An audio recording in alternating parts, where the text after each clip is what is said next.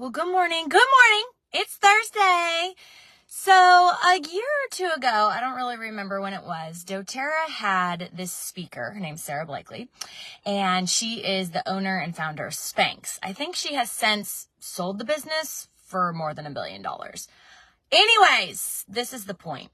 I remember her saying something on stage that in her childhood, when she would come home from school or the day or whatever, her daddy would ask her, "How did you fail today?" Now, think about that. Normally, a parent wants to celebrate your accomplishments. Even the world wants to celebrate your accomplishments, right? What did you do? What did you accomplish? What can you brag about? And instead, he wanted to know every day how she had failed. Why? Friends, listen. How many of you are frozen by fear? You don't try the things, you don't do the things, you don't take the risk, you don't jump on something, you don't experiment, right? Because you're afraid to fail.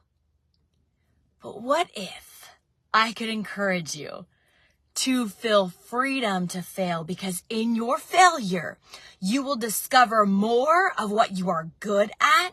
You will discover more of how you are wired and what you are passionate about.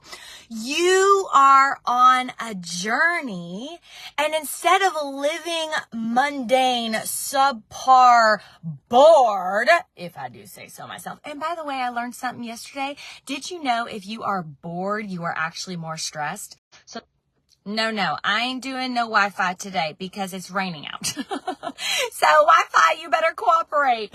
But anyways, I'll get back to my original. I won't go off on the tangent of yesterday. Imagine this.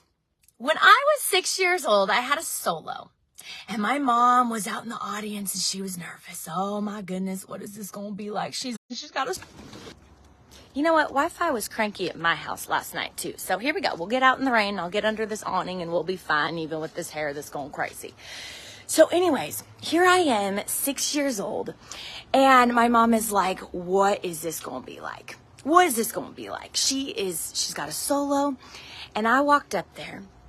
I grabbed the mic, I unwrapped it around, and I put it there, and I just sang my little heart out. Now, I don't know what I sounded like at 6. Who knows? The point is this. It wasn't the mic that led to the solo that led me to some singing career. I'm not any sort of singing career, right? But as I went through my life singing and doing different things on stages or microphones or whatever, it does not matter where I am. If somebody needs me to speak on the spot, give me a mic and somehow I can turn into a very clear, concise communicator. It doesn't matter what you want me to talk on as long as I can be honest, authentic, and I have some sort of interest in it, right? People will often say she can sell ice to an Eskimo or she can sell water to a drowning person, which... A drowning person doesn't need water, and I will always only promote something that you need in your life, right? But the point is because I only open my mouth about things that actually will benefit you, that will actually add to your life. And so here you have, from a tiny little girl all the way up until there, I wasn't afraid to fail because I knew that in the experimenting, in the trying, in the doing, meant that I could hone in on skill. I could recognize what it is that I can do and that I'm good at. And then the things that I'm not, I'll leave them for somebody else to do. So instead of being frozen by fear, I'm standing out in the rain to tell you this, but I'm telling you, it's warm. It actually feels kind of good. Instead of being frozen by the fear, feel free to fail. Free to fail.